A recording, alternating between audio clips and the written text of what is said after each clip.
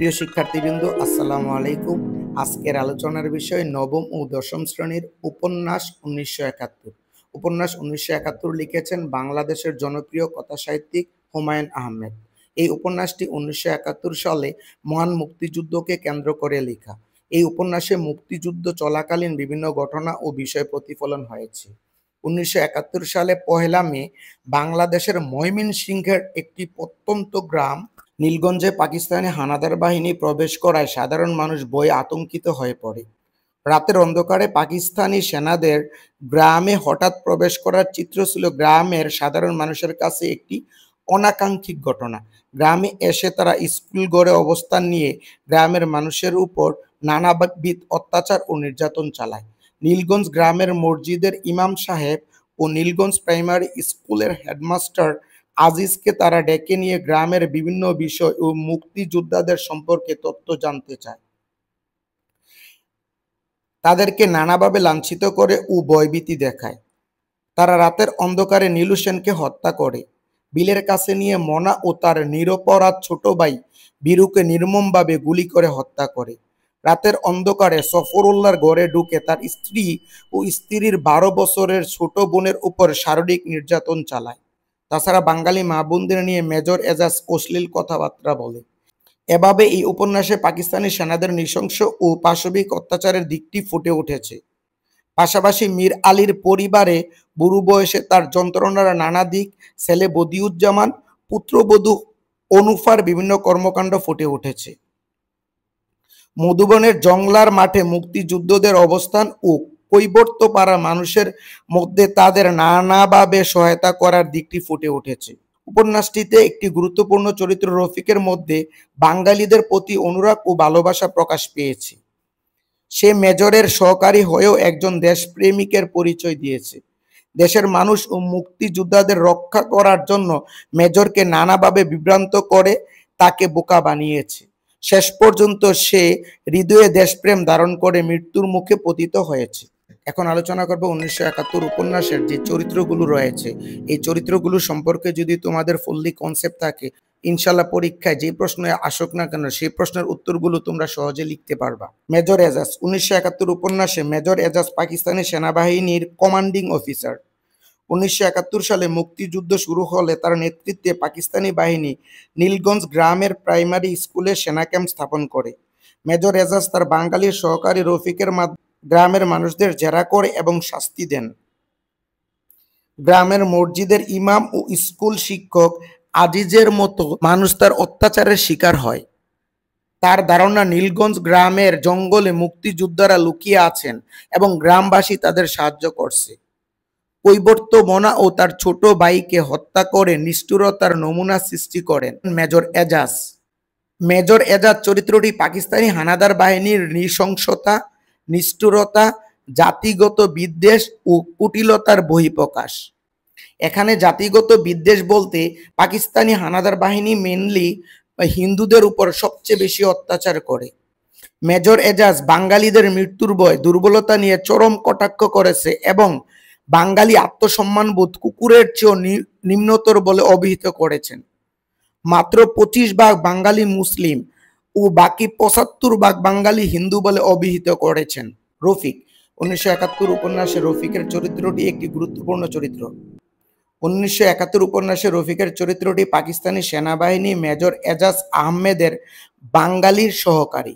মুক্তিযুদ্ধ চলাকালে Pakistani military commanding officer major Ejaz ও তার সেনাদল নিয়ে নীলগঞ্জ গ্রামে প্রবেশ করে প্রাইমারি স্কুলে সেনা ক্যাম্প স্থাপন করে গ্রামের মানুষের প্রতি নৃশংস নিপীড়ন শুরু করেন। রফিক মেজর এজাজের সহকারী হলেও বাঙালির প্রতি তার ছিল সহানুভূতি। রফিকের ব্যক্তিগত জীবনে তেমন তথ্য পাওয়া যায় না।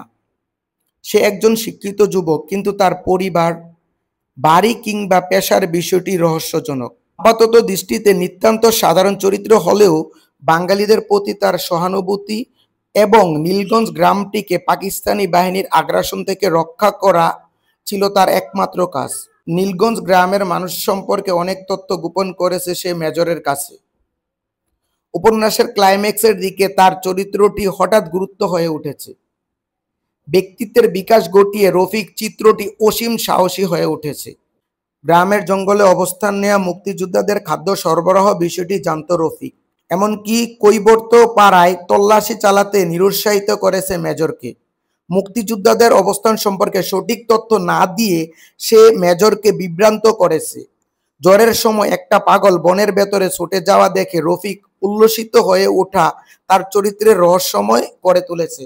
কারণ কি, বনের মধ্যে একজন পাগল প্রবেশ করেছে, সে মেজরকে এই কথা বলেছে, মানে বনের মধ্যে কোনো মুক্তিযোদ্ধা নেই, সে পাগল শুধু বনের মধ্যে ঘোরাফেরা করে। রফিকের প্রতি মেজরের সন্দেহজনক মনোভাব থাকলেও তার প্রতি নির্ভরশীলতাও ছিল।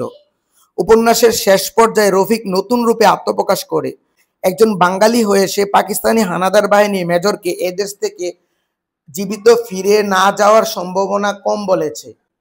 রফিকের চরিত্রটি ছিল সংবেদনশীল, দেশপ্রেমিক এবং মুক্তিযোদ্ধাদের সাহায্য করার পক্ষে। ইমাম সাহেব 1971 উপন্যাসে নীলগঞ্জ গ্রামে অস্থায়ী ব্যক্তি ইমাম সাহেব এই দুর্গম অঞ্চলে মসজিদে এসে তার ইমামতি করার বিষয়টি রহস্যমণ্ডিত। তিনি মসজিদে থাকেন এবং মাসে 15 দিন জয়নাল মিয়ার বাড়িতে খান। বাকি 15 দিন তিনি পালা করে অন্যান্য ঘরগুলোতে খান। কিছুদিন হলো তিনি বিয়ে করে এক গ্রামে স্থায়ীভাবে বসবাস করার ইচ্ছা প্রকাশ করলেও গ্রামের মানুষজন তাতে সাড়া দেয় না। গ্রামের প্রাইমারি স্কুলে মিলিটারি ক্যাম্প স্থাপন করলে তিনি কৌতূহলবশত সেদিকে এগিয়ে যান এবং মিলিটারির হাতে আটক হন। পাকিস্তানি মিলিটারি তাকে শারীরিকভাবে প্রহার করে রক্তাক্ত করে ফেলেন। মিলিটারি তাকে এবং আজিজ মাস্টারকে আটক করার পর থেকে তিনি শুধু দোয়া ইউনুস পড়েছেন ও মাস্টারকেও পড়তে বলেন।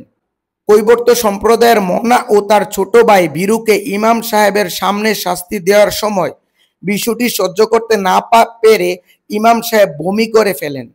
ইমাম সাহেবের কাছ থেকে মুক্তিযোদ্ধার সম্পর্কে তথ্য জানতে চেয়ে জেরা শুরু করলে তিনি সাহসের সঙ্গে মিলিটারির প্রশ্নের উত্তর দেন। আজিজ মাস্টার 1971 উপন্যাসে 38 বছর বয়সী আজিজ মাস্টার একটি গুরুত্বপূর্ণ চরিত্র। সে নীলগঞ্জ প্রাইমারি স্কুলের হেডমাস্টার। আজিজ মাস্টার নীলগঞ্জের স্থায়ী লোক নয়। রুগ্ন চেহারার এ লোকটি হাঁপানি সহ নানা রোগে জর্জরিত। এই নীলগঞ্জ গ্রামে জয়নাল মিয়ার বাড়িতে আশ্রিত আজিজ মাস্টার স্বভাব কবি। জয়নাল মিয়ার বড় মেয়ে মালাকে সে অনেক পছন্দ করে। জয়নাল মিয়ার বড় মেয়ে মালাকে নিয়ে লেখা তার 3টি কবিতা নেত্রকোনার কিষান পত্রিকায় প্রকাশিত হয়। 1971 সালে মুক্তিযুদ্ধ শুরু হলে পাকিস্তানি মিলিটারি নীলগঞ্জ গ্রামে এসে এবং প্রাইমারি স্কুলে ক্যাম্প স্থাপন করে। মেজর এজাজ আজিজ মাস্টারকে বাড়ি থেকে ডেকে এনে জেরা করে এবং তাকে আটক করে রাখে। বিস্তর জিজ্ঞাসাবাদে সে নীলগঞ্জ গ্রামের মুক্তি বাহিনীর অবস্থান সম্পর্কে অস্বীকার করে। ইমাম সাহেবের নির্যাতিত চেহারা দেখে কাপড় ভিজিয়ে ফেলে সে। আজিজ মাস্টারের চরিত্রটি গ্রামীণ এক ভীতু মানুষ থেকে সাহসী ব্যক্তিতে পরিণত করেছে যুদ্ধের কঠিন পরিস্থিতিতে। মিলিটারি তাকে বিবস্ত্র করে জয়নাল মিয়ার সামনে উপস্থিত করলে সে মৃত্যুকে বেছে নিয়েছিল। মিলিটারিরা চেয়েছিল আজিজ মাস্টারকে বিবস্ত্র করে তারা গ্রামে ঘুরাবে এবং জয়নাল মিয়ার সামনে উপস্থাপন করবে। তারপর সে লজ্জায় মৃত্যুকে বেছে নিয়েছে। তার সামনে মিলিটারি কৈবর্ত সম্প্রদায়ের মোনা ও তার ছোট ভাই বীরুকে গুলি করে হত্যা করলেও সে চেয়ে থাকে কিছুই বলেনি। আজিজ মাস্টার গ্রামের সাধারণ একজন স্কুল শিক্ষক থেকে সাহসী মানুষে পরিণত হওয়ায় দিকটি মুক্তিযুদ্ধের প্রেক্ষাপটে তুলে ধরেছে উপন্যাসিক। নীলু সেন 1971 উপন্যাসে বর্ণিত নীলগঞ্জ গ্রামের একমাত্র পাকা দালানের বাসিন্দা। গ্রামের মানুষজন নীলু সেনকে যথেষ্ট শ্রদ্ধা করে। গ্রামে পাকিস্তানি মিলিটারি আসার পর নীলু সেনের শারীরিক অবস্থার অবনতি ঘটে। তলপেটে প্রচন্ড ব্যথায় মুখ দিয়ে গাজলা বের হয় তার। শেষ রাতে সুস্থ হয়ে ঘুমিয়ে পড়া নীলু সেনকে ডেকে তুলে গুলি করে হত্যা করে পাকিস্তানি মিলিটারিরা। অর্থাৎ নীলু সেন ছিল হিন্দু আর পাকিস্তানিরা সাধারণত হিন্দুদের উপরই সবচেয়ে বেশি অত্যাচার করে। মুক্তিযুদ্ধের সময় সংখ্যালঘু হিন্দু সম্প্রদায় মানুষের উপর নির্মম আগ্রাসন চালিয়েছিলেন পাকিস্তানি সেনারা। নীলু সেন নির্বিরোধী মানুষ হওয়া সত্ত্বেও পাকিস্তানি সেনাদের নির্মমতা থেকে সে রক্ষা পায়নি। জয়নাল মিয়া 1971 উপন্যাসের অন্যতম চরিত্র জয়নাল মিয়া। সে নীলগঞ্জ গ্রামের সবচেয়ে প্রভাবশালী ও সম্পদশালী ব্যক্তি। সমাজের জনহিতকরণ কাজে জয়নাল মিয়ার অবদান লক্ষণীয়। গ্রামের মসজিদের ইমাম সাহেব তার বাড়িতে মাসে 15 দিন খান। গ্রামের একমাত্র প্রাথমিক বিদ্যালয়ের প্রধান শিক্ষক আজিজ মাস্টার তার বাড়িতে আশ্রিত। পাকিস্তানি সেনাবাহিনী নীলগঞ্জ প্রাইমারি স্কুল ক্যাম্প স্থাপন করলে সে পাকিস্তান জিন্দাবাদ স্লোগান মিছিল করে পাক বাহিনীর ক্যাম্পের দিকে অগ্রসর হন। মিলিটারিদের প্রতি জয়নাল মিয়ার প্রচ্ছন্ন ভীত থাকলেও সে বাইরে প্রকাশ করে না। গ্রামের মানুষের সঙ্গে সে মিলিটারি আসার পর করণীয় সম্পর্কে আলোচনা করে এবং নীলু সেনের সঙ্গে পরামর্শ করতে চায়। জয়নাল মিয়া গ্রামের জংলা মাঠে প্রায় 100 মুক্তিযোদ্ধা লুকিয়ে থাকার খবর জানলেও সে গোপন রেখেছিল। গ্রামের ইমাম সাহেব আজিজ মাস্টারকেও মুক্তিযোদ্ধাদের বিষয়টি সে জানায়নি। স্থানীয় একজন প্রভাবশালী ব্যক্তি হিসাবে জয়নাল মিয়া দেশপ্রেমে উজ্জীবিত হয়। বদিউজ্জামান 1971 শীর্ষ উপন্যাসের অন্যতম চরিত্র। মধুবন বাজারে তার একটি মণিহারির দোকান আছে। বদিউজ্জামান সাংসারিক অবস্থা মোটামুটি ভালো। গ্রামে যতটি টিনের ঘর আছে তাদের মধ্যে সে একজন। বদিউজ্জামান বাড়ি থেকে মধুবন বাজারে যাওয়ার সময় মিলিটারি দেখে মত বদল করে। জংলার মাঠে কাছাকাছি আসতে সে মিলিটারির দল দেখে জংলা মাঠের দিকে ছুটে যায় এবং কোমর সমান পানিতে নেমে ঘণ্টাখানেক বসে থাকে। সে দীর্ঘক্ষণ বিলের পচা পানিতে দাঁড়িয়ে থাকে। মিলিটারির বয়ে এবং প্রবল তৃষ্ণায় সে বিলের পানি খায়। মিলিটারিরা গ্রামে প্রবেশ করে প্রথম ধাক্কায় 40-50 জন মানুষকে মেরে ফেলার বিষয়টি সে বিশ্বাস করতে পারে না। মিলিটারিদের পোশাকের কারণে তাদের রক্ত গরম বলে তা অভিহিত করে। গ্রামে হঠাৎ জ্বর শুরু হলে শুধু তার টিনের বাড়ির ছাদটি উড়ে যায়। চিত্রা বুড়ি নীলগঞ্জ গ্রামের কৈবর্ত সমাজের অসহায় বৃদ্ধা চিত্রা বুড়ি। এই কৈবর্ত সমাজ হলো, কৈবর্ত মানে জেলে, কৈবর্ত সমাজ মানে জেলে সমাজ, অর্থাৎ কৈবর্তরা মেনলি হিন্দু ছিল। গত বছর জেলে পাড়ার মনা কৈবর্ত মানে মনা জেলে খুন করেছিল চিত্রা বুড়ির ছেলেকে, কিন্তু গ্রামের মাতাব্বরদের অনাগ্রহের কারণে তার বিচার হয়নি। এমনকি কৈবর্তরা বুড়িকে থানার নালিশ করতে জীবন নাশের হুমকি দেয়। এরপর বুড়ি নীলু সেনের পাকা দালানে বসবাস করতে শুরু করে। হত দরিদ্র চিত্রা বুড়ি নীলগঞ্জের প্রথম ভিক্ষুক। নীলু সেনের দালানে থাকতে ভালো না লাগায় বুড়ি কালী মন্দিরে থাকা শুরু করে। দেবী কালীর কাছে সে সন্তান হত্যার বিচারের জন্য ফরিয়াদ জানায়। এমনকি সন্তান হত্যার বিচার চেয়ে দেবীর কাছে জোড়া পাঠা মানত করে সে। গ্রামের মসজিদের ইমাম সাহেবের মতে চিত্রা বুড়ি দুষ্ট প্রকৃতির মহিলা, কারণ সে মসজিদের একটি বদনা চুরি করেছে। মালা চরিত্রটি উপন্যাসের বর্ণিত নীলগঞ্জ গ্রামের সম্পদশালী ব্যক্তি জয়নাল মিয়ার বড় মেয়ে। তার বয়স আনুমানিক 13 কি 14।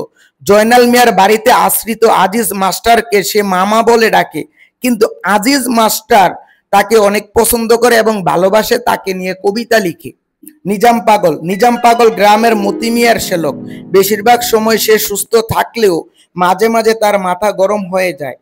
তখন সে গ্রামের এ মাথা থেকে ও মাথা পর্যন্ত ছোটাছুটি করতে থাকে। দুপুরে রোদ বেড়ে গেলে সে জংলায় ঢুকে পড়ে। বনে ঘোরাফেরা করলেও তাকে সাপ কাটে না। সে গ্রামের মানুষের কোনো উপদ্রব করে না, মানে গ্রামের মানুষের কোনো ক্ষতি করে না। মেজর এজাজের মতে সে মুক্তি বাহিনীর সদস্যদের খবর বহন দূত হিসাবে কাজ করে। বলাই নীলগঞ্জ গ্রামের নীলু সেনের বাগ্নে বলাই। মামার সাথে সে বিশাল বাড়িতে বসবাস করে। তার মামা অসুস্থ হলে সে তাকে সেবা করে। পাকিস্তানি মিলিটারি নীলু সেনকে গুলি করে হত্যা করার সময় সে কালী প্রতিমার আড়ালে লুকিয়ে প্রাণ রক্ষা করে। মীর আলী একদিকে যেমন বৃদ্ধ, অন্যদিকে সে চোখেও দেখে না, তবে সে চারদিকের শব্দ খুব ভালোভাবে শুনতে পারে। ছেলে বদিউজ্জামান, পুত্রবধূ অনুফা ও এক নাতনিকে নিয়ে তার ছোট সংসার। মীর আলী বুড়ো বয়সে খুব যন্ত্রণার মধ্য দিয়ে যায়। তার সবচেয়ে বড় যন্ত্রণা হলো প্রাকৃতিক ডাকে সাড়া দিয়ে রাতে দুপুরে বাইরে যেতে হয়। এক্ষেত্রে তাকে ছেলে কিংবা অনুফার সাহায্য নিতে হয়। রাত দুপুরে বারবার বের হতে হয় বলে সে ছেলে বদিউজ্জামান ও অনুফার বিরক্তির প্রধান কারণ। এক রাতে প্রসাব করতে বাইরে গেলে কিসের যেন সে শব্দ শুনতে পায়। তার শব্দের কথা ছেলেকে জানালে তার ছেলেরা কোনো পাত্তাই দেয়নি। এর কিছুক্ষণ পর 50 জন সেনার ছোট একটি দল গ্রামে ঢুকে। তাদের একজন মীর আলীর চোখে টর্চের আলো ফেলে। তখন মীর আলী কিছুই বুঝতে পারেনি, কুকুরের ঘেউ ঘেউ শুধু শুনতে পায়। কিন্তু তার ছেলে বদিউজ্জামানকে এই ব্যাপারে কিছু বললে তখন তার ছেলে বদিউজ্জামান বলে, চুপ থাক, কিন্তু পরদিন সবাই জানতে পারলো যে গ্রামে মিলিটারি প্রবেশ করে স্কুলঘর দখল করে সেখানে অবস্থান নিয়েছে। তোমাদের পরীক্ষায় এই উপন্যাস থেকে 2টি প্রশ্ন আসবে, 2টি প্রশ্নের মান হলো 20। প্রত্যেকটি প্রশ্নে ক এবং খ দেয়া থাকবে, তোমাদের বাধ্যতামূলক আনসার করতে হবে। আশা করি আমার ভিডিওটি তোমাদের ভালো লেগেছে। যদি ভালো লেগে থাকে কমেন্ট করে জানাবা, আর আমার চ্যানেলটি সাবস্ক্রাইব করে নিয়ে পাশে থাকবা।